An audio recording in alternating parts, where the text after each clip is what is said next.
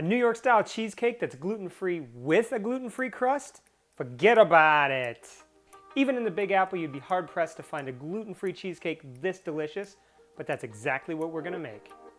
Even though I'm lactose intolerant, I love cheesecake, but I have to have a crust, and as you know, graham cracker crumbs contain gluten.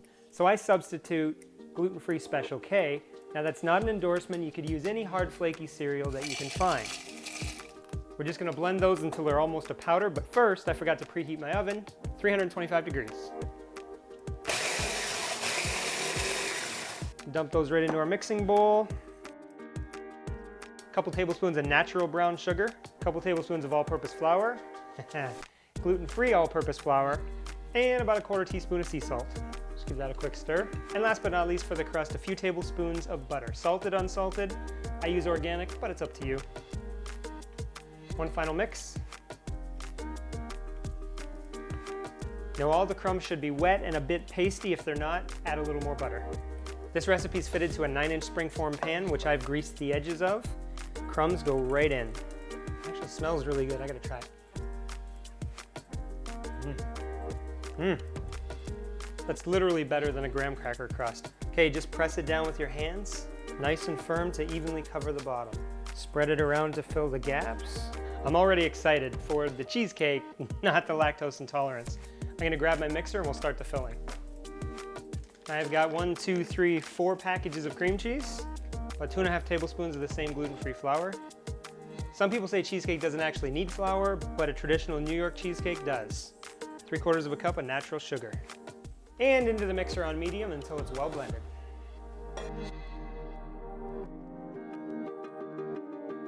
One of the trademarks of a New York cheesecake, sour cream, or Greek yogurt if you prefer.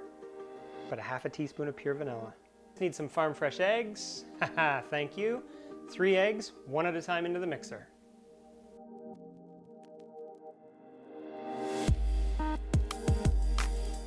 Pour that right over your crust, and that is just looking superb.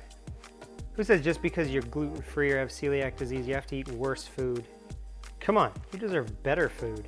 And this, this is better food. Woohoo! And into the oven she goes for about 70 minutes, but we'll keep an eye on her. Now if you're worried about it cracking, because sometimes they do, you can actually put just about a 1/2 inch of water in a pan on the rack underneath. Hot. And berries. So this is a frozen berry medley, but you can use just about any fruit, boil it down with some sugars, and it's gonna be marvelous. Into the pot, medium heat with a helping of Canadian maple syrup. The good stuff. And just for fun, a little grated lime zest. And just give that a little stir until it thickens up. And you know what? You don't have to just use berries. You can use like mangoes, make a lychee fresh ginger compote. All you need is a little acid, a little sugar, boil it down, and you have got yourself cheesecake, baby.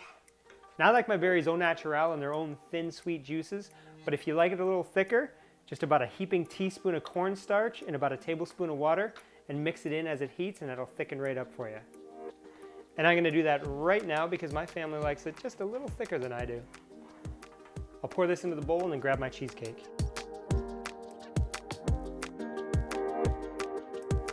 Okay, this smells amazing, but it cracked.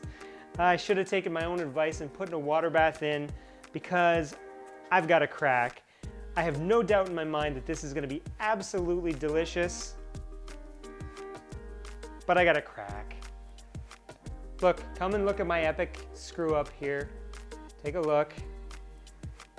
There it is, the canyon. So next time, obviously, I'm gonna do a water bath, and this very likely won't happen.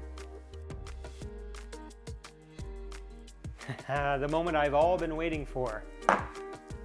Taste test time. Let's take a look at what we've got. Well, crack or no crack, that actually looks marvelous. And I'm gonna plate it up and have a big bite.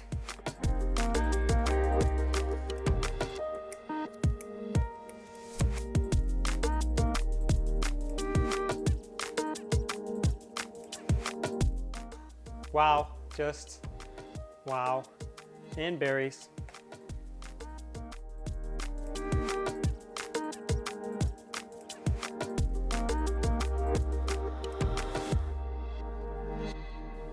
Finally.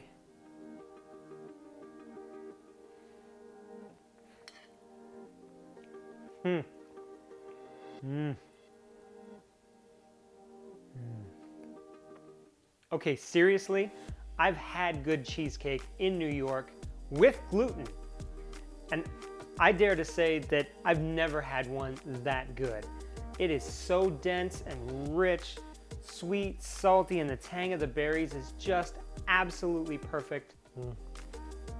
Adam, you have to sign off still.